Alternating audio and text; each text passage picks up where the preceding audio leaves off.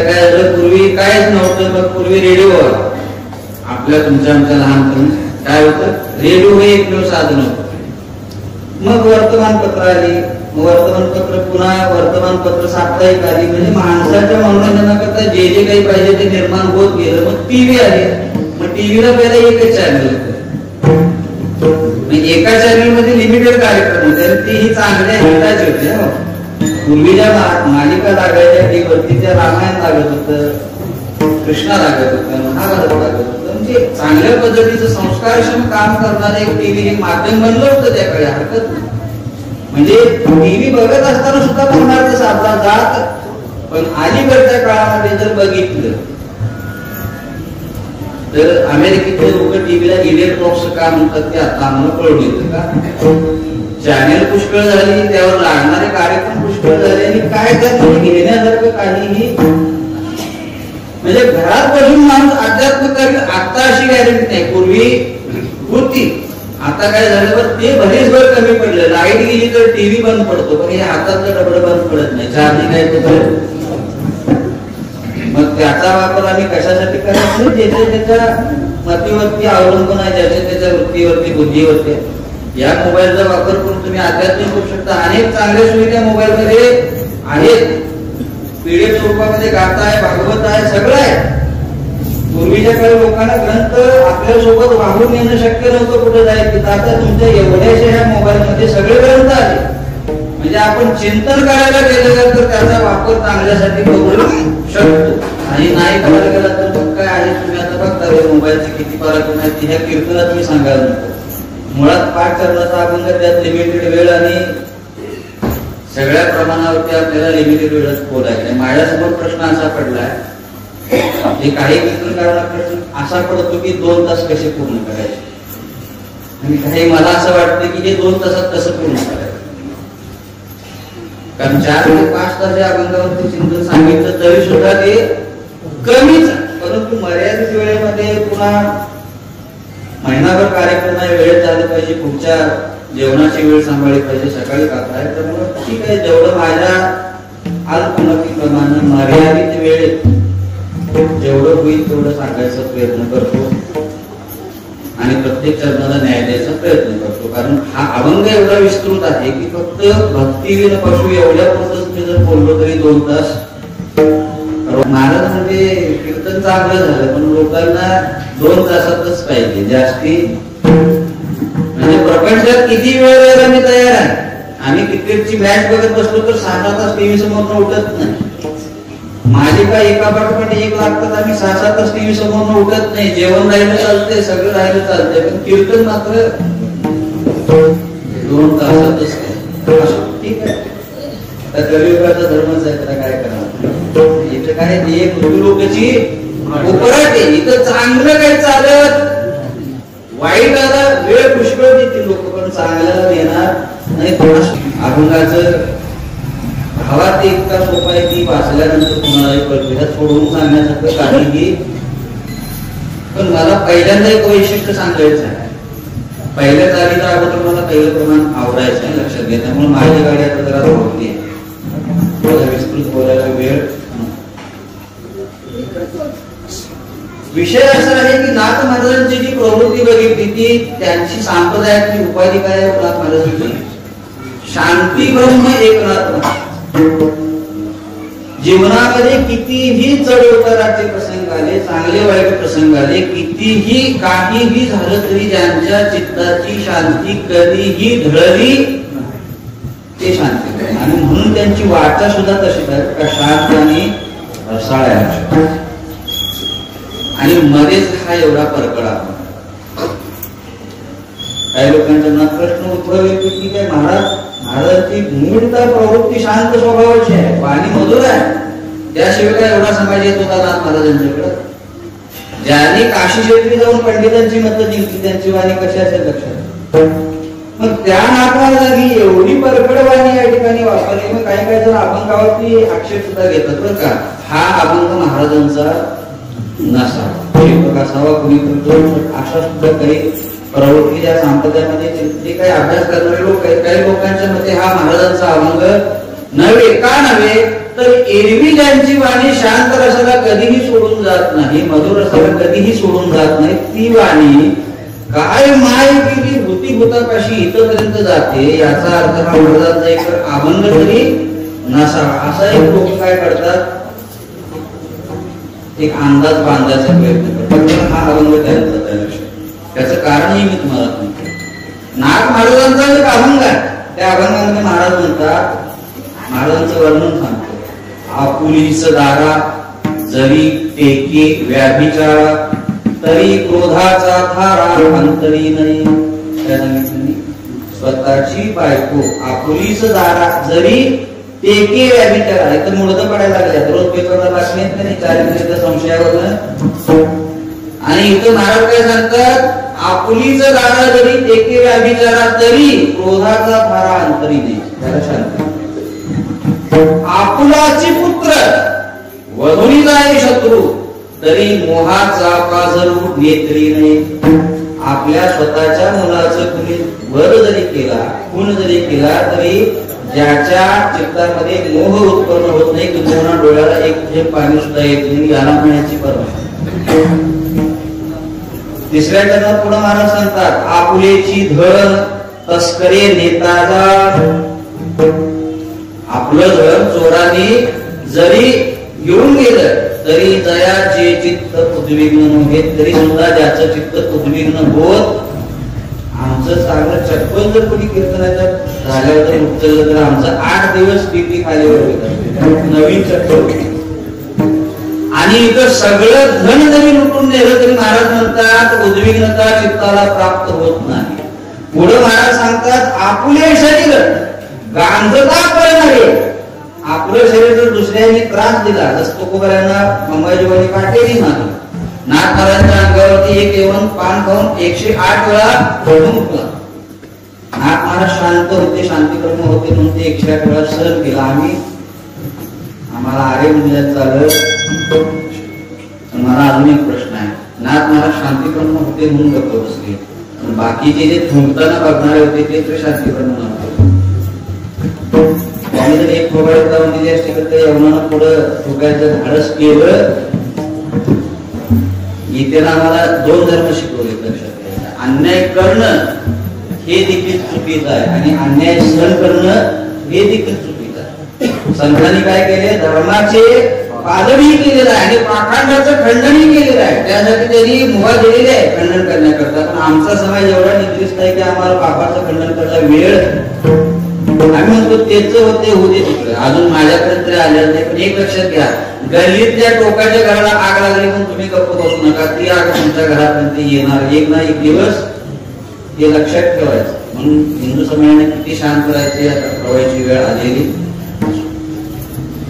एका जनार्दनी जयापूर्ण बोलू, तोची एक साधू जगामध्ये. स्वतःच्या अभंगामध्ये नाथ महाराज स्वतःच वर्णन करतात की स्वतःच्या शरीराला जरी कुणी गांजलं तरी सुद्धा चित्ताची शांती ज्याची ढळत नाही, असा ज्याला पूर्ण बोध आहे तोच एक साधू जगामध्ये. हे नाथ महाराजांचं वर्णन त्यांनी आपल्या अभंगामध्ये केलेलं आहे. मग असा शांत उपाधीला प्राप्त झालेला मनुष्य, ज्याला राग आणतो म्हणलं तरी शक्य. एक कथा सांगतात, पैठण क्षेत्री आजूबाजूच्या गावातून एक ब्राह्मण आला, त्याच्या मुलगीचं लग्न ठरलं होतं आणि लग्नामध्ये खर्च करण्याकरता काही पैशांची गरज त्याला होती. तो म्हणला ठीक आहे, पैठण क्षेत्र दाखवतो भरपूर आहे, लोक श्रीमंत आहेत, जाऊ कोणाकडे तरी आपल्याला 400-500 रुपये मिळतील. आता जुन्या काळची गोष्ट सांगतो, नाही तर तुम्ही म्हणशील 500 रुपयात लग्न होते, त्या काळातली गोष्ट आहे. मग ठीक आहे, गावात आला आणि मग एका बारावरती बसला. मग गावातले कुटाळ होते, त्या गावातल्या कुटाळाने विचारलं, महाराज कोण कुठले काय काय काम काढलं. तो म्हणला असं असं मुलगीचं लग्न आहे, इथं काहीतरी कोणाकडनं तरी दक्षिणा मिळेल म्हणून आम्ही आले. ठीक आहे, आम्ही देतो म्हणल्यावर तो जो काही याचक होता तो आनंदित झाला. म्हणलं ठीक आहे, पहिल्यांदाच तुमचा आल्या चांगला शुभ शकून झाला. तुमचा काय करायचं, काय नाही. म्हणजे समोर नाथवाडा आहे, त्या नाथवाड्यामध्ये नाथ महाराज आहेत, त्या नाथ महाराजांना राग आणून दाखवायचा. राग आणला की 500 रुपये घ्यायचे. किती सोपं काम आहे. नाथ महाराजांना राग आणायचा आणि 500 रुपये घ्यायचे आणि माझा मला सांगा, एखाद्याला राग आणणं अवघड का सोपं? अवघड आहे, फार सोपं. एखाद्याला राग आणणे इतकं सोपं काम कुठलंही नाही. काय झालं, एक महाराज काशीला गेले होते आमच्यासारखे. मग काशीला जाऊन काहीतरी सोडतात, मग त्यांनी काय सोडलं, राग. आणि आल्यानंतर गंगापूजन सोहळा गावामध्ये उपस्थित केला. नंतर त्या सोहळ्याला गावातल्या सर्व मंडळींना बोलवलं आणि टिपकी त्याला चालू झाली. आम्ही काशीला गेलो आणि काहीतरी सोडायचं असतं, आम्ही राग. गावातही माणसं महाराजांच्या अनुभवी लोक असतात, त्यांना कळतं. तुका म्हणे माझं कळते, रात्री बडबडीत जीवाने आठवत असते, अनुभव होता. ते म्हणजे राग खरंच सोडताय का बघूया. मग ते गेले पाया पडले. महाराज म्हणजे काशीला गेला, बरं झालं. काय सोडलं, राग. वा वा, छान. गेला परत आणि 5 मिनिटांना, महाराज तुम्ही मग काय सांगितलं तर, पण विसरलो. काय सोडलं, राग. पुन्हा 10 मिनिटांना आला, महाराज सांगितलं पण माझ्या लक्षात राहिलं नाही. तुम्ही काशीला जाऊन काय सोडलं, आता याचा पारा पडायला चालू. आता मला 2 वेळा सांगितलं, आता तिसऱ्यांदा आले. आता फक्त सांगू, चौथ्यांदा आलं तर ते तिसऱ्यांदा ऐकून गेलं, चौथ्यांदा पुन्हा आलं. आल्यानंतर महाराजांनी तोंडाने सांगितलं नाही, एक कानाकडे जाऊन दिला. आता मला लक्षात राहील का, काय सोडलं, काय सोडलं, सोडला का. एवढं सोपं नाही. राग आणणं सोपं, राग सोडणं अवघड. नाथ महाराजांना राग आणून दाखवा, बक्षीस घेऊन जावं म्हणजे गेले. आता म्हणजे झटक्यात जर मिळवायचं असेल तर काय, आता काय करूया, लवकर जाऊन नाथ महाराज विचारलं. पूजा करत बसलेले आहेत नाथ महाराज देवघरामध्ये. चप्पल घालून तो इसम देवघरामध्ये चप्पल घालूनच गेला. बरं, जाऊन नुसता थांबला नाही, नाथांच्या मांडीवर बसला. नाथ महाराजांनी दयाप्रांतपणानं बघितलं, चपला सकट आत.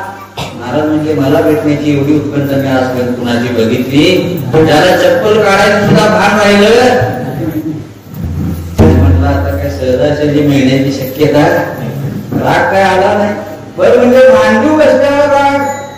ते म्हणजे हरिपंडित तेव्हा लहानपणी बसवत होता तो बसत होता. आता मला वाटतं मुलांना मांडीवर बसावं, पण मुलं मोठी झाल्यावर म्हणून बसल्यावर बसून घ्यावे. एकदा मोठी झाली की बसायला बघत नाही. ठीक आहे, मग त्यांनी ठीक आहे म्हणले, मांडीवर बसला तरी राग आला नाही, चपला सकट देवाला आला तरी राग आला नाही. आता म्हणले काय करूया, पुढं काहीतरी विपरीत करू म्हणला. मग जेवायची पंगत असली, आलात म्हणले आला ते स्वीकार करा, जेवायला मग जावा. जेवायला बसल्यानंतर त्यानं काय केलं, गिरजाबाईंच्या पाठीवर जाऊन कोकरू बसलं. बरोबर, कोकरू माहिती लहान. आता गिरजाबाई साधूकच नाही होती. ती म्हणजे महाराज काही काळ करू नका, हरीला लहानपणापासून पाठीवर घेऊन वाढायची सवय. मी पण प्रतीक्षेत होते, लहानपणी हरी बसत होता, आता कुणी बसत. वा वा, आनंद झाला. म्हटल्यानंतर मग त्याला उपस्थित झाली. एवढं साधू पुरुषाचं हृदय, आणि आपण विनाकारण त्याला राग द्यायला आलो. मग तो काही पुढचा प्रसंग घडला, त्यांनी वास्तव सांगितलं, महाराजांनी त्याला दक्षिणा दिली. असं सांगायचं मला भाग एवढाच यामध्ये की नाथ महाराजांना राग आणणं एवढं सोपं. आणि हा संपूर्ण अभंग जर बघितला तर असं दिसून येईल की एका सात्विक संतापातून तो निर्माण झाला. कशातून निर्माण झालेला, हा मधुर रसातनं, शांत रसातनं, करुण रसातनं निर्माण झालेला अभंग नव्हे. हा अभंग महाराजांच्या सात्विक संतापातून निर्माण झालेला आहे. एवढी त्यांची वाणी कधी क्रोधाला पोचली नाही, ती पोचली कशा करता. पण जनाचं आदरपचन करून मात्र महाराजांना उद्विग्नता प्राप्त झाली. म्हणजे आम्ही वैकुंठवासी आलो, राजकारणाशी आम्ही मार्ग दाखवायला आलो, सन्मार्गाला लावायला आलो, पण कितीही परमार्थाकडे प्रवृत्त करायचा प्रयत्न केला तरी माणसाच्या प्रवृत्ती इकडं. आणि ही गोष्ट बघून मग महाराजांना थोडासा तात्विक संताप निर्माण झाला, आणि त्या संतापाच्या कृती निर्माण झालेला हा अभंग भक्तिवीर पशु कशाशी वाढिला, सटविहीना दिला नाही पैसा.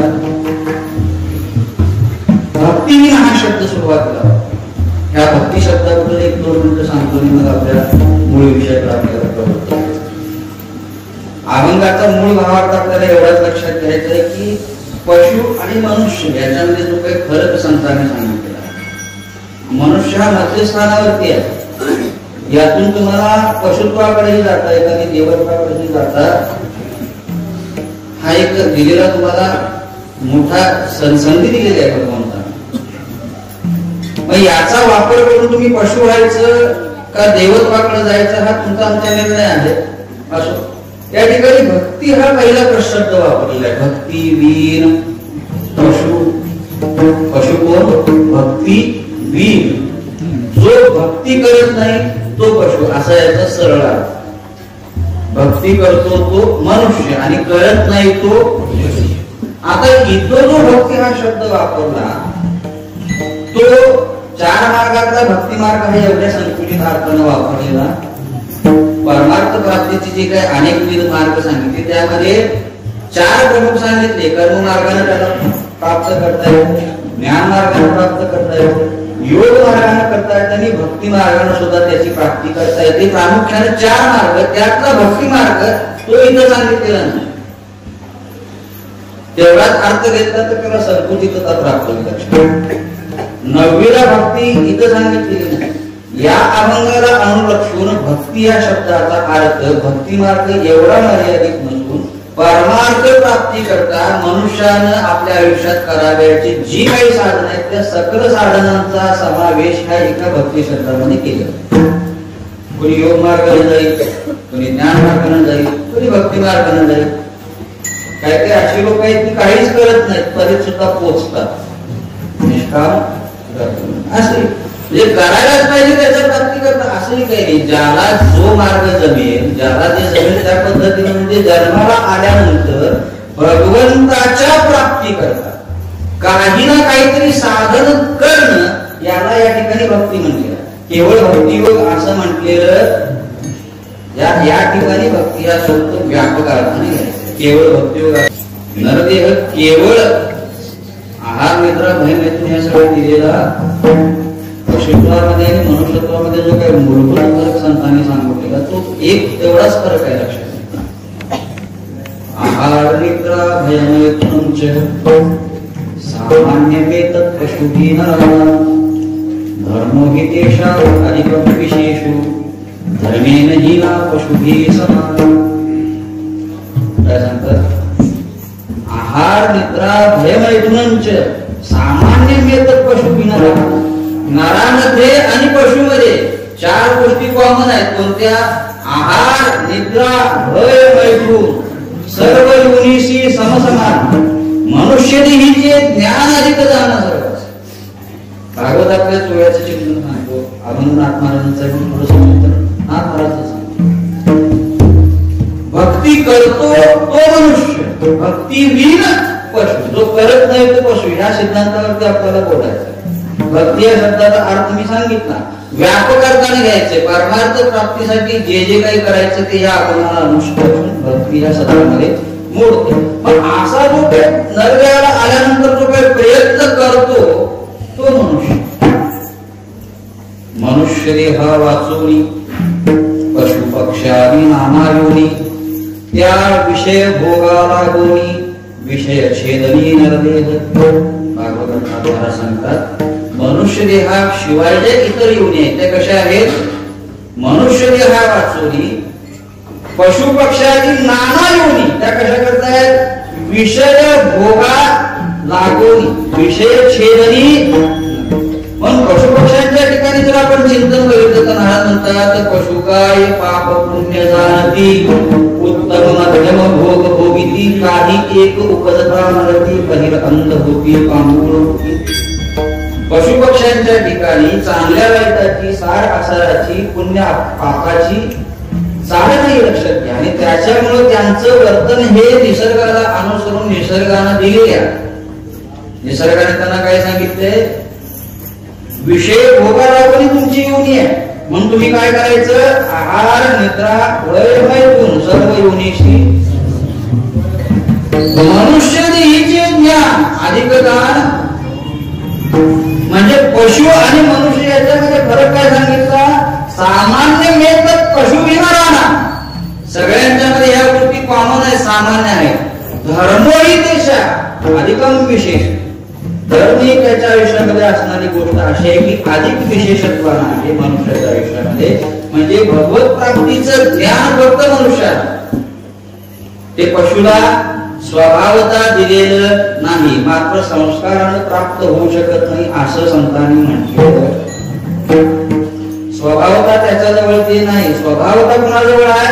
देखे मनुष्य जात सकळ, हे तो स्वभावता भजनशील झाले असे केवळ माझ्याकडे. भगवंतानं सर्व मनुष्य मात्राला, नर असो मादी असो कोणत्याही जातीचा असो, प्रत्येकाला भजनशील वृत्ती म्हणजे भगवंताच्या प्राप्तीची वृत्ती स्वभावता दिलेली आहे. पशुला ही वृत्ती स्वभावता नाही, मात्र संस्काराने प्राप्त होणार नाही असं म्हणता येणार. त्याचं आपण पुढे सांगतो. आता सुरुवात अशी आहे की आहार निद्रा भय मिळतो. इथंच आम्ही थांबलेलो. ज्ञानोबायांना विचारलं तर महाराज म्हणतात जे भक्ती करत नाही त्यांच्या बाबतीत माऊलींचं मत काय आहे? माझेही भक्तीवीर जळोते जी आले पण आगा पृथ्वीवरील पाषाण नसती काही. ते म्हणले तुमच्यात आणि दगडात काय फरक आहे? जर नरदेहाला येऊ, नरदेव कसा आहे? नरदेव परम पावन, साधर पावोनी साधिना ब्रह्मज्ञान. भागवतात पुराणात महाराज सांगतात हा नरदेव कसा आहे? नरदेव निधानला ते हाती म्हणजे काय? नरदेव परम पावन, पावोनी साधिना ब्रह्मज्ञान. तो लांडा गर्दव जाण पुच्छेविन डोकाय. त्याला शेपूट नाही म्हणून त्याला माणूस म्हणायचं नाही, तर तो काय शेपटीला गाढव आहे म्हणतात ना. काय पूस नाही पायाच्या, चार पाय नाहीत आणि शेपूट नाही, नाहीतर तुझ्यात आणि कुत्र्याच्यात काही फरक. ही कधीची अवस्था आहे? भक्तीवीर भक्ती केली तरच तुला पुरुषत्वाचा दर्जा. लक्षात घ्या, केवळ नरदेवाला आला म्हणून तू माणूस नव्हेस. आम्हाला असं वाटतंय की मी नरदेवाला आलोय म्हणजे मी माणूस आहे. संतांची व्याख्या तशी नाही. संत म्हणतात नरदेवाला आलायच म्हणून माणूस नव्हे. शास्त्रज्ञांना विचारा तुम्ही माणूस आहात का?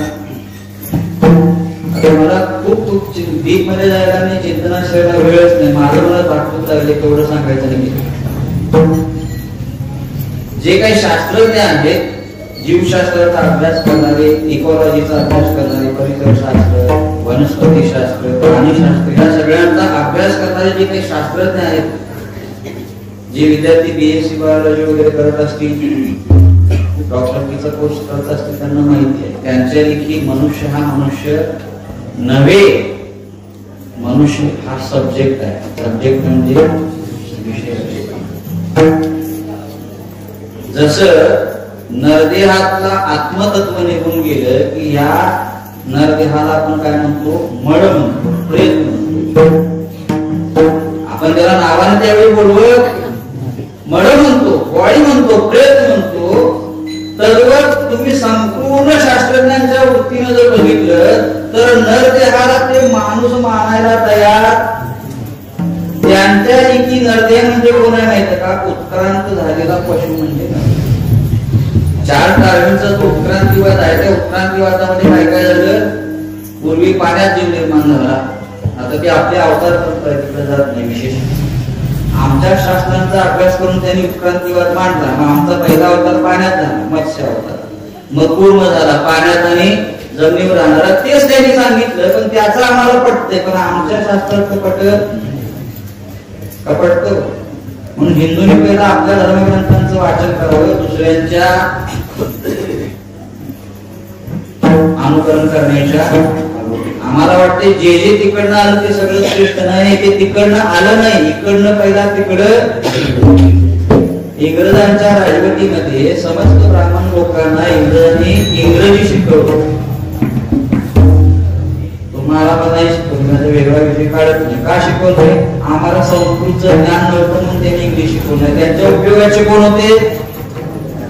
का उपयोगाचे होते? कारण त्यांनी संस्कृतचं सगळं ट्रान्सलेशन इंग्लिश मध्ये करावं. संस्कृत येणारा एकच वर्ग ब्राह्मण वर्ग. त्यात त्यांना दोष द्यायचं कारण नाही. इंग्रजांनी आपला फायदा बघितला, त्यांना इंग्रजी शिकवलं आणि प्रथम काम काय दिलं असेल तर तुम्ही तुमच्या ग्रंथांचं ट्रान्सलेशन इंग्लिश मध्ये. आमचं सगळं ज्ञान तिकडे घेऊन गेले आणि त्याचा एक एक शोध लावला म्हणून आम्ही आता नवीन आमच्याकडे पाठवतोय. ते पूर्वीच आम्ही लावून ठेवलेले शोध आहेत. आमच्या ऋषीमुनींची यादी बघितली तर अणुपासून ब्रह्मांडापर्यंत सगळे शोध आमच्या ऋषींनी लावलेले आहेत, परकीयांनी काही लावलेत नाही.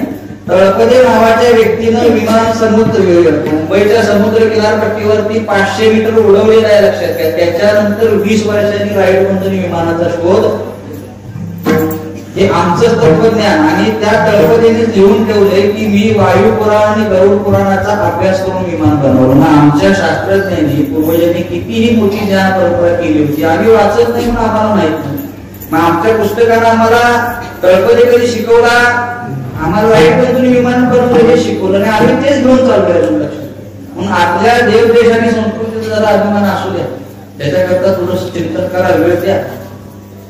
विषय आपला चाललाय की विज्ञान तुम्हाला मानव मानायला तयार नाही. विज्ञान तुम्हाला काय म्हणतं, पशु मधला उत्क्रांतीत जीव म्हणजे मानव. म्हणून शास्त्र तुम्हाला मानव प्राणी ही संज्ञा लावतं, मनुष्य ही लावत.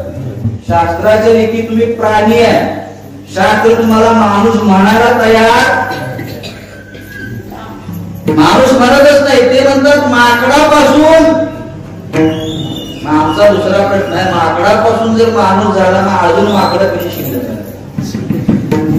सगळीच वाईट पाहिजे, अजून शिल्लक आहे म्हणजे काहीतरी चुकलं. एक तर तुमचं तरी चुकते, नाही तर जर माकडापासून माणूस झाला तर सगळी माकडं माणसं व्हायला पाहिजे होती. असो मग ते उत्क्रांतीची टप्पे, सेपियन, होमोसेपियन, तेच मी सगळं 7वी 8वी 9वी झालं वाचलेलं आहे सगळ्या पोरांनी, सगळ्या शिकलेल्या माणसाने माहिती. मग वाकत वाकत वाकत तो 4 पायावरचा 2 पायावर चालू लागला, मग वाकत वाकत चालू लागला, मग ताट उभारायला शिकला, मग तोच सावरायला शिकला. असा करत करत आजचा माणूस तयार झाला. असं उत्क्रांतीवाद सांगतो. आणि त्या उत्क्रांतीवादाच्या व्याख्येनुसार माणूस हा उत्क्रांतीत पशु आहे, माणूस. आणि त्याच्यामध्ये अजून उत्क्रांती चालू आहे. म्हणून आपण म्हणतो की मागची पिढी ही जराशी आताची पिढी शार्प आहे, म्हणजे आताच्या पिढीला काही सांगावं लागत नाही. म्हणजे उत्क्रांती चालू, म्हणजे ज्या अर्थी पशुचा माणूस झाला त्या अर्थी विज्ञानाच्या मध्ये माणसाचा आणि पुन्हा पशु होऊ. आमची गरज पुढची तीच आहे. वेळी सावध झालो तर बरं, नाहीतर आता मोबाईल जी घेऊन बसते ती पहिला अशी असते, कशी होते तासा बघा ना, मग नंतर उभारायला पिढी येणार पुढची, लक्षात जन्मतात ना. मग करत करत करत ते पशुत्वाकडे पुन्हा प्रवास होणार. हा विज्ञान सांगितलं, सिद्धांत सांगितलं. विज्ञान तुम्हाला मानव मानायला तयार नाही, विज्ञान तुम्हाला कुठल्याही किमतीवरती पशुच समजतं. उत्क्रांतीत पशु म्हणजे मानव. आणि आमचे संत काय म्हणतात, तू पशु नव्हेस, तू मानव आहेस. किंबहुना मी वासुदेव तत्वता, जे जे भेटे भूत ते मानजे, तूच भगवंत आहेस. तुझ्यात आणि भगवंतामध्ये भेद नाही. म्हणजे विज्ञान तुम्हाला पशु म्हणतं, संत तुम्हाला देव मानतात. परंतु इथं कट अशी घातली की भक्तीवीर तू मुळात देव आहेस. देवाची बहीण म्हणती ते होती, तरी का चित्तीनं चित्तात धरतात ते मनुष्य, चित्तात धरत नाही ते पशु. भगवत प्राप्तीकडे जो अग्रेसर झाला तो मनुष्य, अग्रेसर होत नाही तो काय झाला, पशु झालेला आहे. म्हणून या ठिकाणी महाराज म्हणतात, आहार निद्रा भय पूर्ण सर्व योनीशी समसमान, मनुष्य देहीचे ज्ञान अधिक जाण सर्व. मग त्या ज्ञानाचा वापर करून आम्ही काय करायचा आहे, देहीचे ज्ञाने सच्चिदानंद पदवी घेणे, एवढा अधिकार नारायणी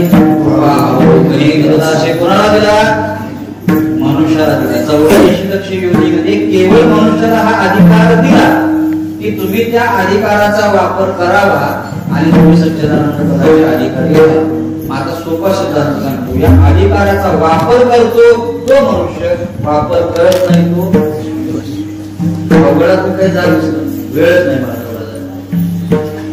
अधिकार दिले ना, 18 वर्षी मतदान करायचा अधिकार प्रत्येकाला आहे. पण अधिकार दिला म्हणजे कंपल्शन आहे का, तुम्ही मतदान दिवशी मतदान करू शकता आणि करू शकत नाही, बजावायचा का नाही हे स्वायत्तता तुमच्याकडे दिली. 21व्या वर्षी मुलाला आणि 18 वर्षी मुलीला लग्न करायची स्वायत्तता शास्त्रानं आणि घटनेनं दोघांनी दिली. याचा अर्थ सगळ्यांनी अधिकार दिला म्हणजे लग्न करावं असाही होत. आता करायला इच्छुक भरपूर आहेत, म्हणा होत नाही ती गोष्टी वेगळी. तर पायताने झिजायला लागल्यात, पण काय शक्यता कमी असं.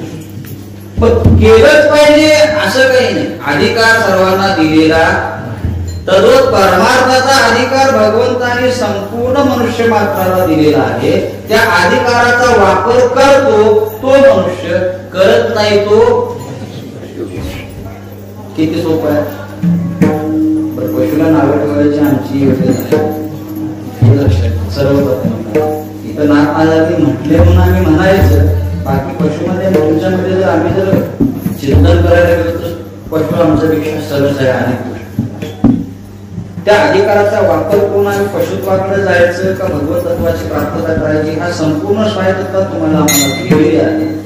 पण या ठिकाणी महाराज म्हणतात मनुष्य ही ज्ञाने सच्चिदानंद पदवी घ्यायची आहे. हे शरीर दिले ना, त्या शरीराचा विनियोग कसा करायचा हे तुम्ही आम्ही ठरवायचं. तो अधिकार आम्हाला हे कोखटे म्हणून त्यागावे तरी मोक्ष सुखाशी नागवावे, भोगा गोमटे म्हणून भोगावे तरी आवश्यकताने नरकाशी. पुढे नाथ सांगतात हे शरीर गोमट म्हणून भोगावं, चांगला म्हणून केवळ नुसता विषय दिवस रात्र विषयाचा जर भोग घेत राहा तर महाराज म्हणतात हे गोमटे म्हणून भोगावे तरी मोक्ष सुखाशी नागवावे. मोक्ष प्राप्त होणार, कारण का आयुष्यभर ज्यानं केवळ विषयाचं चिंतन केलंय तो पारमार्थिक पदाला कधीही पोहोचणार नाही. आणि भोगटे म्हणून त्यागावे, वाईट आहे म्हणून जर त्याचा त्याग करावा तर आवश्यक आहे नरकाशी. दोन शक्यता आहेत. भोग घेतला तरी तुम्हाला मोक्ष प्राप्ती होणार नाही, त्याग केला तर आत्महत्येचं पात्र घडल्यामुळे तुम्हाला नरकाशिवाय दुसरा प्रवास. मग काय करावं? हे त्यागावे ना भोगावे, मध्यभागी विभागावे, आत्मसाधनी राखावे, निज स्वभावी हित लागे. याचा त्यागही करू नये आणि याचा भोगही घेऊ नये. मग भोग घेऊ नये याचा अर्थ काहीच करू नये असं काय का? कीर्तन झालं मग जेवायचं कशाला? बरोबर. भोग घ्यायचा आहे पण तो कसा? विधीने सेवन, विषय त्यागाते. विधीने जर सेवन केलं तर त्याचा आपल्याला पाप न लागता त्याचं पुण्य आहे. युक्त आहार विहार नसावी वासळ बहुनिद्रा. युक्त पाहिजे. युक्त जर भोग घेतला आणि तो विधीने घेतला, शास्त्रानं सांगितल्या पद्धतीने घेतला तर त्या भोगाचं पातक लागत. उलट तुम्हाला आम्हाला परमात्मिक पदावरती अग्रेसर करणार ती भोग सुद्धा काय होतात आपल्याला मदत करतात. म्हणून भोग घेऊ नये असं नाही, तर नरदेहाचा विनियोग कसा करायचा हे तुम्ही प्रथमतः शिकून घेतलं. मग आता इथं सुरुवातीला ज्ञानेश्वर महाराज दगड म्हणतात, नाग महाराज पशु म्हणतात आणि नाग महाराजांची निवडून पुन्हा तुकोबराय सुद्धा तेच म्हणतात. जन्मा यावे काहीतरी परमार्थिक साधन करावं, नाही तर तुमची गणना कशात आहे? नाही तरी काय थोडी श्वास सुकरे बापुरी. नीतिशतकामध्ये एक श्लोक सुंदर सांगितले, तेषां विद्या न तपं न दानं ज्ञानं न शीलं न गुणो न धर्मं ते मृत्युलोके भुवि भारभूता मनुष्यरूपेण मृगाक्षरम्. जरा नाथ संप्रदायामध्ये भक्तिनाथ ओळखलं जातं. अध्यात्म चिंतनामध्ये अनेक मतप्रवाह आहेत. काही म्हणतात की भरतरी हा वेगळा आणि भरतरीनाथ वेगळं, ज्याच्या त्याच्या अभ्यासाचा तो विषय आहे. काही माध्यम म्हणतात की भरतरी भृत हे राजा हाच नंतरच्या कालखंडामध्ये नाथ संप्रदायामध्ये समाविष्ट होईल.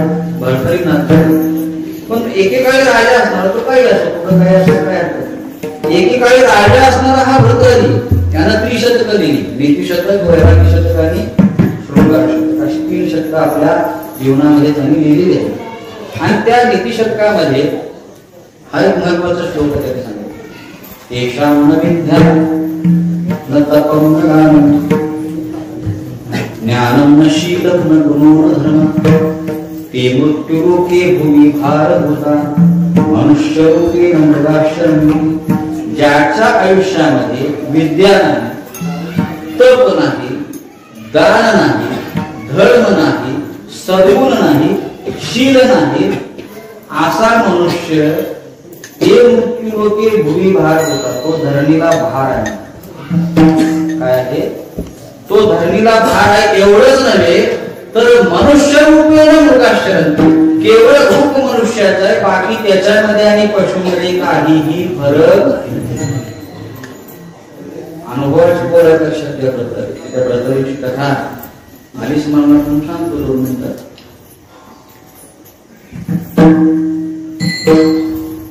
भरतरीनाथ व्हायच्या अगोदर म्हणजे नाथ संप्रदायामध्ये यायच्या अगोदर महाराजांनी राज्यकारभार व्यवस्थित चालवला आणि एकदा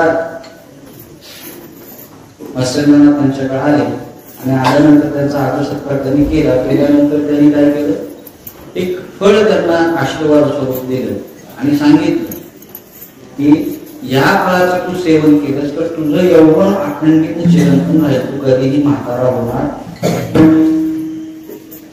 भरतरीने ते फळ घेतलं, विचार केला, म्हटलं आता काय मी चिरंतन राहून काय करतो, काय गरज आहे, त्याच्यापेक्षा माझं प्रेम आहे ते माझ्या पत्नीवर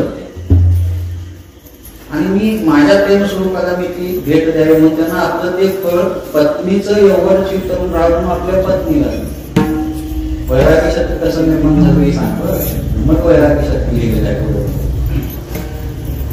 पत्नीचा जीव नवऱ्यावर नव्हता, तो त्या राजाच्या पदरी असलेल्या सेनापतीवर. ती म्हणते मी हे फळ पाहून काय करू, माझा जीव ज्याच्यावरती आहे, माझा जो प्रेमास्पद आहे त्या प्रेमास्पदाला मी ही भेट द्यावी म्हणून तिनं ते फळ त्या सेनापतीला.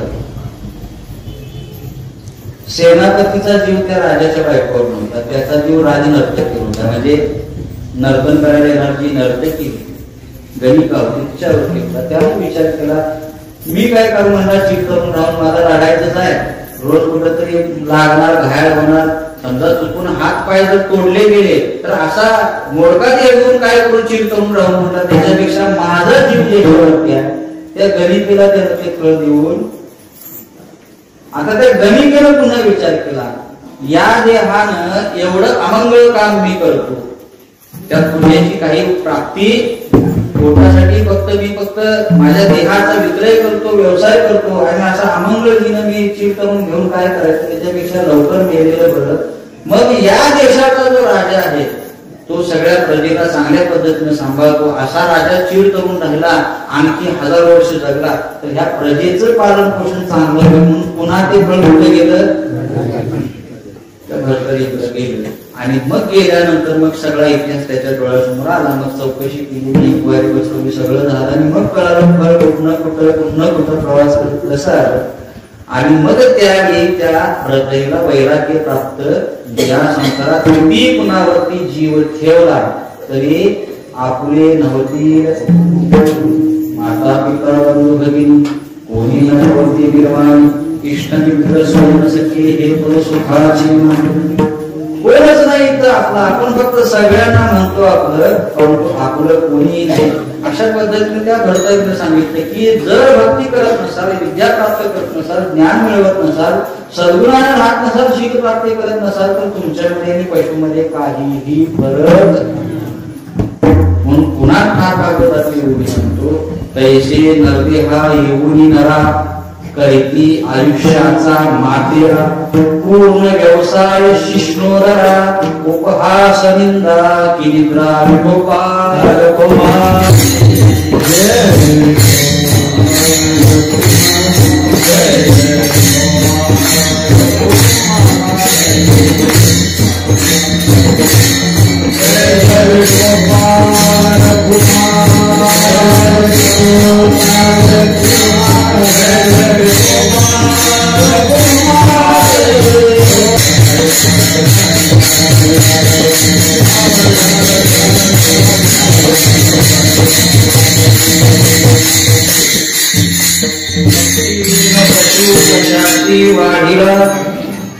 सिद्धांत इतकाच प्रतिपादित करायचंय की नरदेहाला आल्यानंतर जो भगवंताच्या प्राप्तीकरता काही ना काहीतरी साधन करतो तोच मनुष्य म्हणून घ्यायच्या पात्रतेचा आहे. अन्यथा केवळ ज्यांचा व्यवसाय शिष्ण यांच्या तैसे नरदेहा येऊनी नरा करीती आयुष्याचा मातेरा, पूर्ण व्यवसाय शिष्णोदरा उपहास निंदा की निद्रा.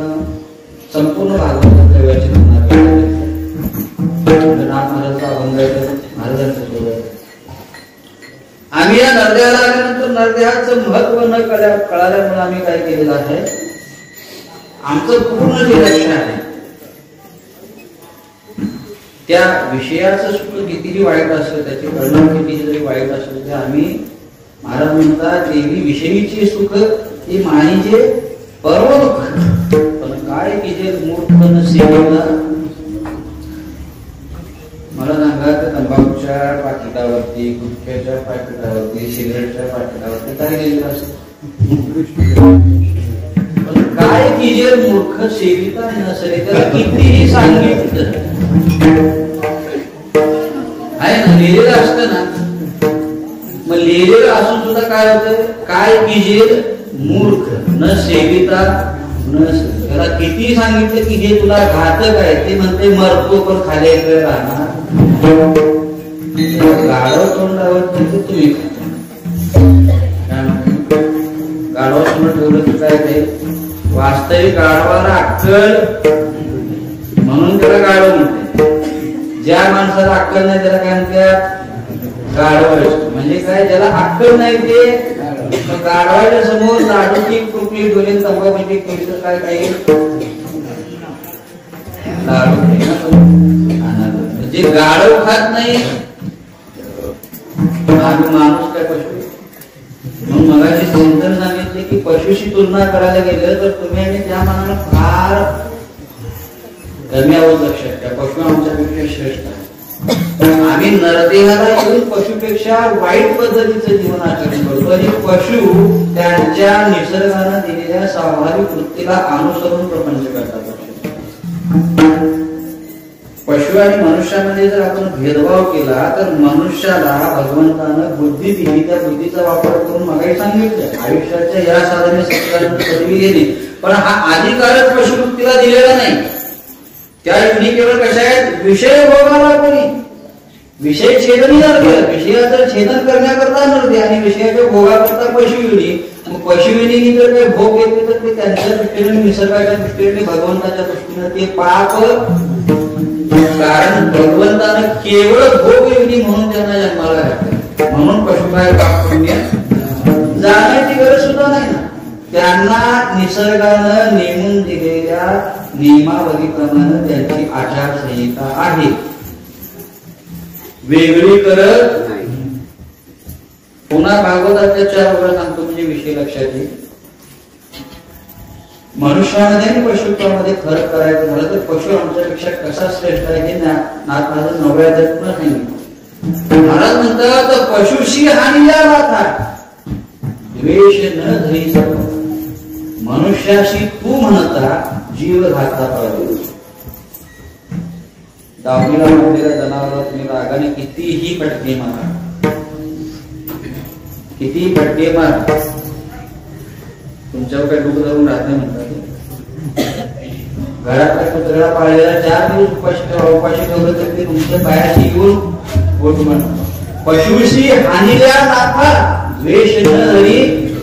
हा ठीक आहे, स्वसंरक्षणाकरता एखाद्या वेळी पशु तुमच्या अंगावरती धावून येत असेल ते मान्य. कारण ज्यावेळी एखाद्या पशुला वाटतं की समोरच्या जीवापासून मला धोका आहे तेव्हा ते स्वसंरक्षणात तुमच्यावरती हल्ला करत. किंवा दुसरा एक प्रकार आहे, आम्ही त्यांच्या कॉन्ट्रॅक्ट घुसलो म्हणून ते आता आमच्या कॉन्ट्रॅक्ट घुसल्या. दोष त्यांचा नाही, आमचा.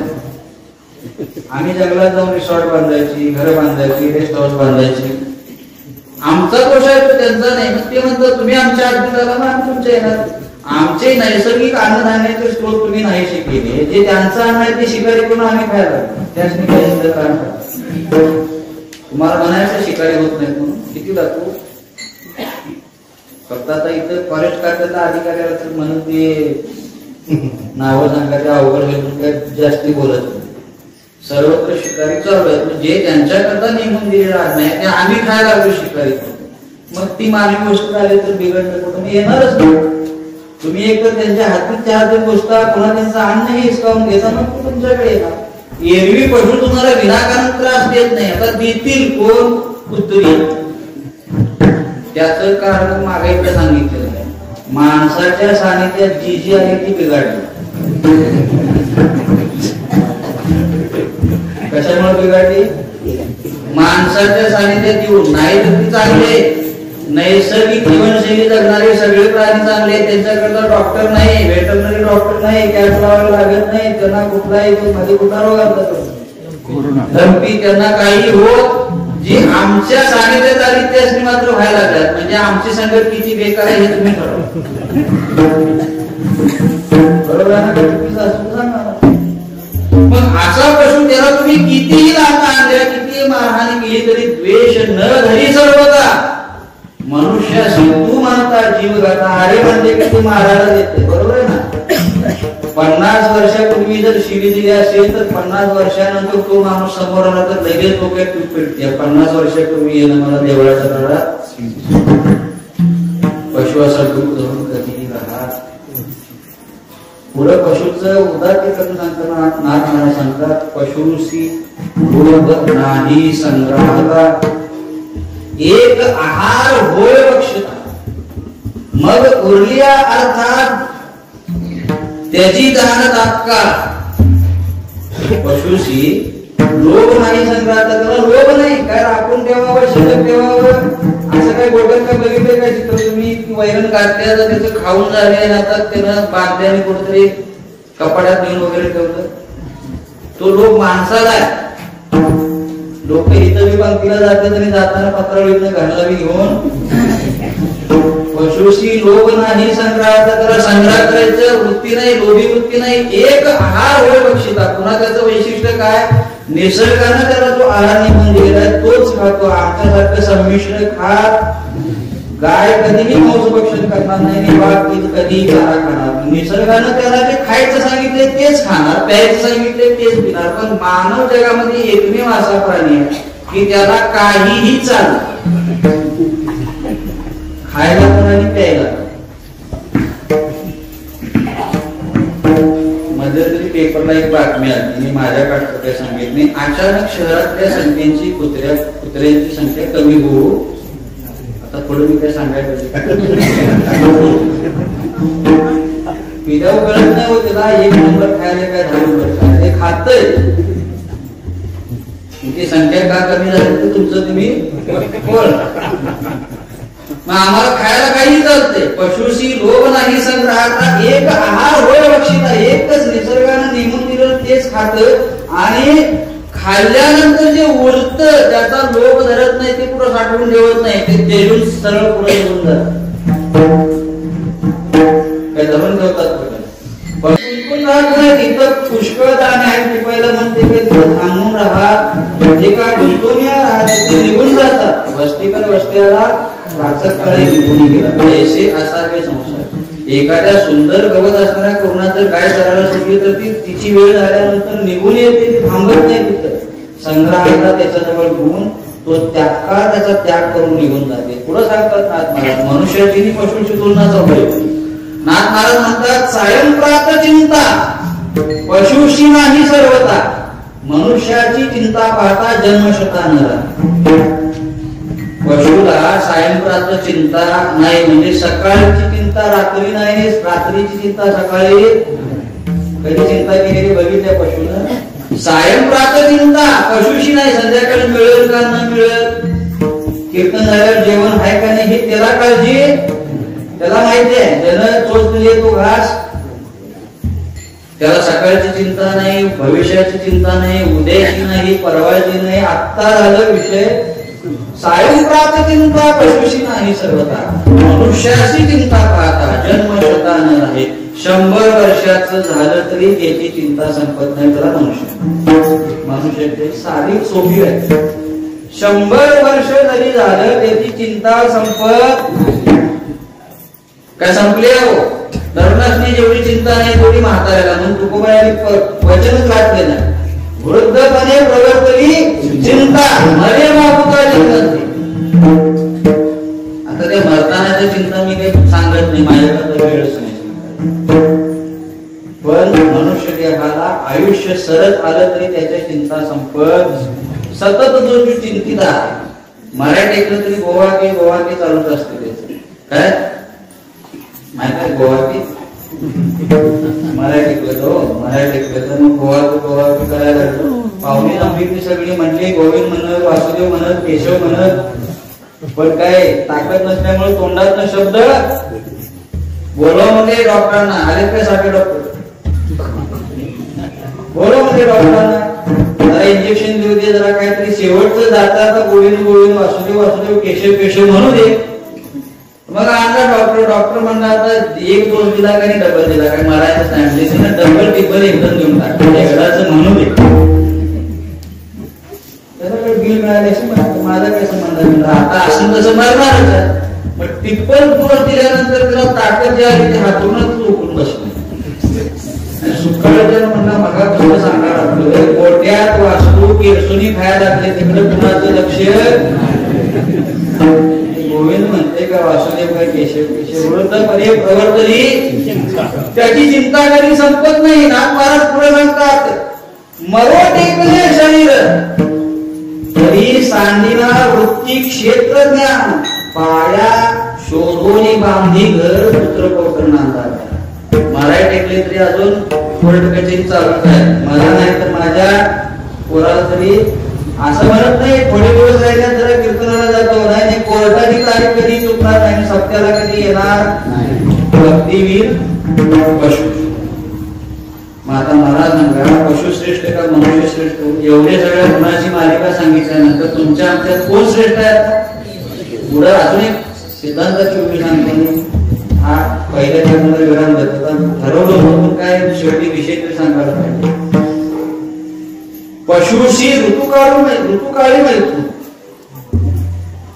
मग नाकळे स्त्रियसी आपण मनुष्याशी नित्य स्त्री सेवन गरोदर ही जाण नसते. ही नाथ महाराजांची उभे किती परखड वापरलेले शब्द. पशुशी ऋतुकाळी मैथून त्यांना नेमून दिलेल्या वेळेशिवाय पशु नर आणि मादी एकत्र येत. हा मित्रा भय मैथून त्यात हा मैथून नावाचा जो प्रकार आहे तो पशुशी ऋतुकाळी नेमून दिलेल्या वेळेशिवाय ते एकत्र येत नाही. म्हणून चातुर्मासामध्ये आपल्याला मांस भक्षण करू नये असा जो शास्त्राने सिद्धांत सांगितला त्यामध्ये हा एक सिद्धांत आहे की यावेळी अनेक पशुपक्षी एकत्र येतात आणि त्यांची पुढची प्रजा उत्पत्ती होत असते आणि ती साखळी कुंठित होऊ नये. आपण जर त्यांचं आत्ताच जर त्यांना मारलं तर पुढचा जीव जन्माला येणार नाही. म्हणून या 4 महिन्यात मांस भक्षण न करण्याचं ते एक शास्त्रीय कारण आहे. मग पशु ऋतू सोडून कधीही एकत्र येत नाही आणि माणसाशी नित्य स्त्री सेवन कधी त्याला काही वेळ काळ आहे म्हणता ती परकड भाषा लक्षात. मी माझा हे शब्द म्हणून काही नाथ महाराजांचे शब्द आहेत छोटं काय असतं तर सांगायचं. मनुष्याशी नित्य स्त्री सेवन किती गरोदर ही जाण नसून ही भाषा महाराजांची. पत्नी गरोदर असली तरी सुद्धा त्याला त्याची दया येत. त्याला स्वतःच्या तृप्तीचा अनुभव घ्यायचा असतो. एवढा अत्याचार तो करत असतो. मग पशु श्रेष्ठ का मनुष्य श्रेष्ठ? म्हणून महाराज म्हणतात का क्रोध लोभ संग्राहता चिंता निंदा अति गर्वता हे मनुष्याची माथा पशुशी सर्वता. हे सगळं मनुष्याजवळ आहे. पशुला यातला एक सुद्धा दुर्गुण नाही. म्हणून शेवटी श्रेष्ठ कोण?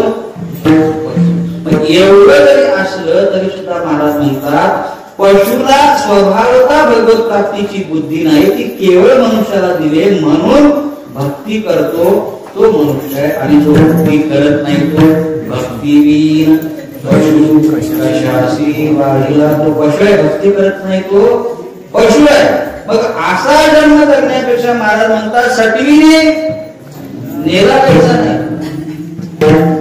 5वी पुस्तक काळाची कशा करता पुस्तक त्यात बाकी शास्त्र आहे. षष्टी देवी नावाची देवी आहे. शास्त्रामध्ये असंख्य देवता सांगितले. देव म्हणजे देवता आहे. त्या प्रत्येक देवतेला त्याच्या ज्युरिडिक्शन मध्ये म्हणजे अधिकार क्षेत्रामध्ये आपला अधिकार बजवायचं स्वातंत्र्य दिलेलं. म्हणून आपण गावामध्ये जे काही मसोबा लोक आहे ते पुजतो की शेजारी हेंद्री जर दैवत असले तरी त्यांचे देखील त्यांना कार्यक्षेत्र दिलेलं आहे, त्यांनी त्यांच्या कार्यक्षेत्रात त्यांचा अंमल चालतो. एक लक्षात घ्यायचं, कीर्तनकाराचा अंमल इथं चालतो, बाहेर चालू का एखादा पोलीस कॉन्स्टेबल आहे किंवा साहेब आहे त्याचा अंमल तिथं झालेलं, इथं झाला तर संबंध. म्हणजे ज्याचं त्याचं अधिकार क्षेत्र ठरवून दिलेलं. आता सरवड्याचा दावा कुठे चालणार, कुठल्या कोर्टात, राधानगर. कागदला गेला तर साहेब म्हणणार आमच्या ज्युरिडिक्शन मध्ये येत तिकडे दाखल करा.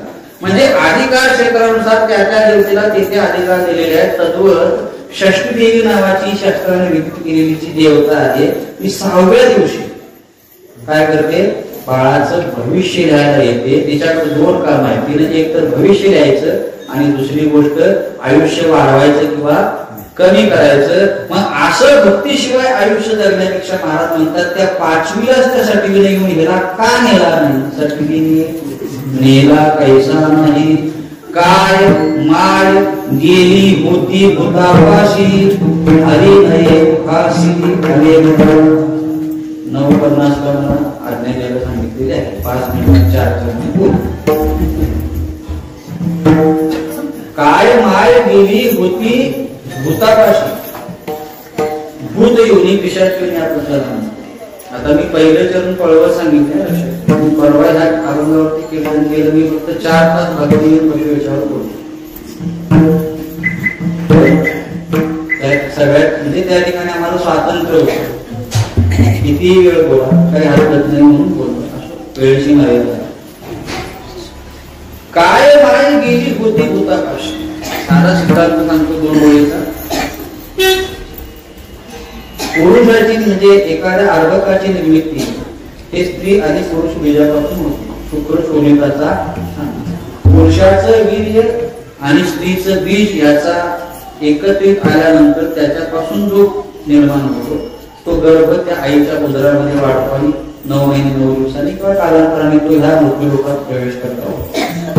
म्हणजे स्त्री आणि पुरुष यांच्या मिलनातून अर्भक तयार होत असतं, जन्म होत असतो. आता इथं तो सिद्धांत सांगितला, त्यात वेगळं काही सांगितलेलं नाही, परंतु सिद्धांत असा सांगितला काय माय गेली होती, ज्याला आम्ही भूत योनी म्हणतो, पिशाच योनी म्हणतो, ती आहे का नाही का याच्यावरती संशोधन चालू. ज्यांना नाही म्हणायचं त्यांनी नाही म्हणा, ज्यांना हाय म्हणायचं त्यांना नाही. भारतीय राज्यघटनेनं प्रत्येकाला व्यक्ती स्वातंत्र्य अधिकार दिलेला आहे. त्या अधिकाराचा वापर करून मला पटलेलं मी मान्य करू. मी तुम्हाला जबरदस्ती करू शकत नाही माझं मानास म्हणून, पण मला जे पटलंय ते मी मानू शकतो. तुम्ही मला म्हणू शकत नाही की तुम्ही मानू, तो अधिकार आहे ना. मला पटलं मी मानू, माझ्या नंतर सांगितलं मला पटलं. तुम्ही किती विज्ञानाच्या दाखलेला आम्हाला पटवून घ्यायचं नाही, माझा अधिकार आहे. मध्यंतरी गोष्ट झाली होती, गुरुवारी समाजाच्या टीव्हीवरती पत्रकाराला सांगितलं काय डोक्याला टिकली नाही मी तुझ्याशी बोलणार नाही. तर ह्या गोष्टीची किती जणांनी किती अर्थ काढले मला त्या राजकारणात घुसायचं नाही. पण मी एक सांगतो, मी कुणाशी बोलायला का बोलायचं नाही हा अधिकार कुणाचा आहे. एखादी व्यक्ती मला आवडते मी तिच्याशी बोलेन, एखादी आवडत नाही जाणून सांगणार. याचा प्रसार माध्यमात इश्यू करायची काही गरज नाही. तो माझा अधिकार आहे की नाही. तुम्ही मला सरवड्याला कीर्तनला बोलवलं यायचं का नाही माझा अधिकार आहे. मी आलो नाही म्हणून तुम्ही माझा बाहेर अपप्रचार करू शकत नाही. तसं त्यांनी कुणाशी बोलावं कुणाशी नाही त्यांचा वैयक्तिक प्रश्न आहे, तुम्ही कशात त्याच्यामध्ये पडता. तसं मला व्यक्ती स्वातंत्र्य आहे, मी हा विचार स्वीकारलेला आहे. जशी पशुयोनी आहे तशी पिशाच योनी आहे का शास्त्रज्ञ मानतात. आता मी सांगतो ह्या गोष्टीवरती पाश्चात्य लोकांनी जेवढे प्रयोग केले तेवढे भारतीय लोकांनी केले नाही. भारतीय मानून चालतात पिशाच योनी, पाश्चात्य लोकांनी हे प्रयोग केले. म्हणून म्हटलं मला सारखं पाठी लागल्यात बोलते 10 मिनिटात मी हे सगळं विषय सांगू शकत नाही. तुम्ही युट्यूबवर जायचं आणि पॅरानॉर्मल ऍक्टिव्हिटी म्हणून एक विषय टाकायचा, त्याच्यामध्ये सगळं समजण्यात तुम्हाला येईल. आत्मा आहे का त्याच्याबद्दल शास्त्रज्ञांनी पाश्चात्य लोकांनी काय काय प्रयोग केले ते सगळे त्याच्यामध्ये दिसतील. भूत आहेत का नाही, त्यांनी किती प्रकारचे कॅमेरे लावून कॅप्चर करायचे प्रयत्न केले, त्यांना काय निदर्शनास आलं असं. माना माना तुमचा प्रश्न आहे, तो तुमचा प्रश्न. तुम्ही अगदी अंधश्रद्धा निर्मूलवाले असतात मानणार नाही ना, नका म्हणा. जेव्हा झाड धरेल तेव्हा कळेल. बरोबर आहे. धरल्यावर करते ते सगळं. तुम्ही काय अंधश्रद्धेचा प्रसार करायला आलेलो नाही. मी शिकलेला माणूस आहे. माझ्या बुद्धीला पटतं ते मी स्वीकारतो. तुम्ही स्वीकारायचं मी तुम्हाला म्हणत स्वीकारायचं स्वीकारलं तर ते असो. आता ही पिशाची योनी म्हणजे नेमकं काय प्रकरण आहे एवढं चिंतन करू. मला फक्त 5 मिनिटं माझं वाढवलं, जास्त वेळ गेला. पिशाची योनी हा काय प्रकार आहे एवढं बघ. सामान्यतः सिद्धांत असं सांगतो की 3 प्रकारची आत्मा. एक आहे शुद्ध सत्वगुणी आत्मा, दुसरा आहे रजोगुणी आत्मा. म्हणजे आत्मा म्हणायचं जीवसंबंधानं, आत्म्याला कुठलाही गुण लागत जीवसंबंधाने ह्या शरीरात आहे म्हणून मृत्यू पश्चात त्याची गती नोंद करण्याकरता आपण काय म्हणतो, एखादा माणूस सात्विक होता, एखादा राजसिक होता आणि एखादा तामसिक होता. राजसिक मध्ये आम्ही सगळे बसतो. म्हणजे अति पुण्यवान ही नाही, अति पापी नाही, चाललंय मध्य मार्गाने आपलं चालू आहे. प्रपंची चालू आहे, परमार्थी चालू आहे. मध्येच कुणाचं 10ची नोट गावली तरी खिशात घालतोय नाही म्हणत. मध्येच कुणाचं चांगलं चप्पल दिसत नाही तरी पण कीर्तनला आता हे पुण्य त्यातनं 10% एवढाच विषय राजसिक आहे ना. आम्ही ह्यामध्ये बसणारी माणसं. या राजसिक माणसाला त्याच्या गुणसंचयानुसार पुढचा जन्म लगेच उपलब्ध होतो. पण राजसिकच लोकांची संख्या मोठी लोकांत भरपूर. त्यामुळं त्याला मृत्यू पश्चात त्याच्या कर्तृत्वानुसार लगेच गर्भधारणा, लगेच माता पिता मिळतात, लगेच त्याचा जन्म पुन्हा होतो. आता अतिसात्विक जी आत्मा आहे, ज्ञानोबराय, तुकोबराय, अतिसात्विक यांना उपलब्ध गर्भ उपलब्ध सात्विक होण्याकरता अनंत काळ अवकाशामध्ये वाट बघत बसावं लागतं. मग एखादी विठ्ठल पंढरपूर, मग ज्ञानेश्वर महाराज, बरोबर आहे. मग अनंत काळ प्रतीक्षेतून तेवढा सात्विक आत्मा ह्या मृत्यू लोकात येतो. म्हणजे रजोगुणी माणसाला लगेच जन्म आहे. सत्य शुद्ध सत्वगुणी माणसाला काही काळ प्रतीक्षा करावी लागते, मग जन्म आहे. तर तामसिक आत्म्याला सुद्धा लगेच गर्भ उपलब्ध होत. तो अनंत काळ या मृत्यू लोकात फिरत आणि तो वासना देहाय लक्षात ठेवायचं. वासना संपली नाही म्हणून तो पिशाची योनी लागली. अजून वासना शिल्लक आहे म्हणून आता मी हे सगळं विस्कळून नाही सांगू शकत. मला ब्रेक लागतोय. मी सांगितलं 4 तास बोलायचं, मी तिथं मला ते 2 तासात सगळं सांगायचं, नाही सांगू शकत. मग तो वासना आहे आणि त्याची वासना तृप्ती न झाल्यामुळं, वासना अतृप्त राहिल्यामुळं आणि लगेच गर्भ उपलब्ध होत नसल्यामुळं, म्हणजे लगेच त्याचा पुढचा जन्म उपलब्ध होणार नाही म्हणून हा फिरणारा देह, शुद्ध सत्वगुणी देह जरी फिरत असला तर तो सात्विक आनंदामध्ये रममान असतो. पण तामसिक आत्मा ह्या मृत्यू लोकात फिरत असताना वासना देह गुण शिल्लक असतो. त्यामुळे त्याला वासनेची पूर्तता व्हावी असं सतत वाटत असतं आणि मग आपल्या वासनेच्या पूर्ती करता तो एखादं साधन, एखादा देह आपण म्हणतो धरलं, झपाटलं, जे काय आहे ते सौद झाड सगळं जे काय आणि मग त्याच्या देहाच्या माध्यमातून तो आपली वासना तृप्ती करण्याचं काम करत असतो. आता हा पिशाची योनीचा विषय. म्हणजे नरदेह लगेच त्याला नरदेहाचा 2 मिनिटं लगेच नरदेह मिळाल्या न मिळाल्यामुळे त्याला ह्या पिशाची योनीमध्ये जावं लागतं आणि मग पिशाची योनीपासून त्या देहाच्या वासनेतून निर्माण होणारा जीव त्याला महाराज म्हणतात काय माय गेली होती.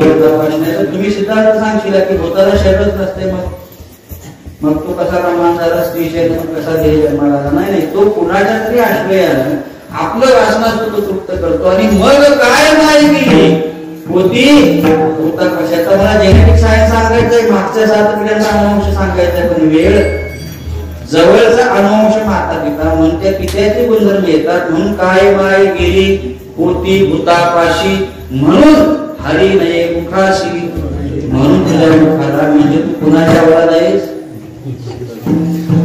देव मानत नाही की अवलाद कुणाची? धर्म मानत नाही की अवलाद कुणाची? आस्तिक नाही की अवलाद कुणाची? हे मी म्हणत मला विचार यायचं. काय माय गेली होती भूतापाशी, म्हणून हरी नये मुखाशी, हरे पातके करिता पुढे आहे काय उत्तर देत आहोत. जी काही जन्माला होती केवळ विषय भोगामध्ये रमण राहण्याकरता ती असंख्य प्रकारची पाप तो करत आहे. आता पाप काय त्याच्या व्याख्या काय त्यांच्याबरोबर आपल्याकडे वेळ नाही. असं समजूया की आपल्या सुखाच्या तृप्ती करता आपण असंख्य जीवाला त्रास देतो. लक्षात ठेवा, एका धाकाळ जाऊन खाता त्याच्याकरता कापलेला आहे ना, मग ताप दिला की नाही, पाप झालं की नाही, उदर भरून माझं ताप त्या जीवाला, मग ते काय झालं, पाप झालं. म्हणून अशी असंख्य पाप तुम्ही आम्ही जन्मल्यापासून मरेपर्यंत करत आहोत. पातके करिता पुढे आहे, तुला विचारणारा कोण आहे कोण, चित्रगुप्त आहे, तो यमाचा सेक्रेटरी आहे. आणि त्यानं काय केलेलं आहे, तो चित्रगुप्त कुठं दुसरीकडे नाही बघा, तुमच्यातच. तुम्ही म्हणशीला वरती कुठं तरी आहे, तुमच्या सगळ्या पापाचा हिशोब इथंच आहे. तुम्ही म्हणाल मी एखाद्याला शारीरिक पाप केलं तर दिसेल, मानसिक केलं तर जगाला दिसणार नाही, पण त्याच्यापासून लपणार मनसंकल्पाची पापी आहे. न जाती तीर्थाच्या बाबी, तुला तीर्थ सुद्धा शाळा नाही सोडा. पण तुम्ही म्हणाल एखाद्याला मी शरीरानं मारलं नाही, पण मनातल्या मनात मारलं, मनात शिवी दिली, ते सुद्धा पाप कोण लिहून ठेवतो, पुढे आहे तो चित्रगुप्त लिहून ठेवतो. आणि मग जेव्हा मृत्यू पश्चात तुम्ही यमाच्या दरबारात थांबता, तिथं तुम्हाला केलेल्या प्रत्येक गोष्टीचं उत्तर द्यावं. आता ह्याच्यावर पुन्हा प्रघात आहे. अंधश्रद्धा निर्मूलवाले म्हणतील नरक कुठं आहे, स्वर्ग कुठं आहे, यमलोक कुठं आहे, ह्या सगळ्या गोष्टी सांग. म्हणून म्हणलं ज्या अभंगावरती 4 दिवस कीर्तन करावं त्यात मला पावणे 2 तासात बोलावं लागेल. मग यमलोक आहे का नाही असला तर तू ह्या विश्वास कुठं आहे, तिथं कसं जाता येतं, तिथं कसं राहता येतं, महत्वाचा एक प्रश्न उपस्थित करतो आणि पुढे जातो. अध्यात्मशास्त्र सांगतं नैनम चिंतनती शस्त्राने नैनम धरती पावकांची प्रयत्न हो न शोषयती. आत्म्याला मारू शकत नाही, जाळू शकत नाही, तुटू शकत नाही, काय नाही. आणि पुढे काय सांगतात, अनेक यातना विलंब करवीर हो न सोडवीर ते. मग तू मेल्यानंतर त्या यमाला उत्तर समाधानकारक नाही दिलीस तर तुला ज्या काही शिक्षा होतील त्या काय आहेत, अनेक यातना यम करवीर. आता इथं सिद्धांत आला, जर आत्म्याला जाळू शकत नाही, तोडू शकत नाही, भिजवू शकत नाही, काढू शकत नाही, मग यातना कुणाला चिंतन करायचं बरं का. अध्यात्म एवढं सोपं. म्हणून ह्याच तत्वाचा आधार घेऊन नास्तिक लोक म्हणतात. मग कसा तुमचा यम आहे म्हणावा, कसा मृत्यू कशात, मग ते 4वा पाप पुढे रेटतात. काय यावं जीवे सुखम जीवे गुणम कृत्वा खा द्या, जीवन आहे तो सगळं करा. नंतर काय ह्या सिद्धांताचा आधार घेतात. तुम्ही इथं उत्तरही देतो केच लागली दुःख कुणाला, आत्म्याला की शरीराला,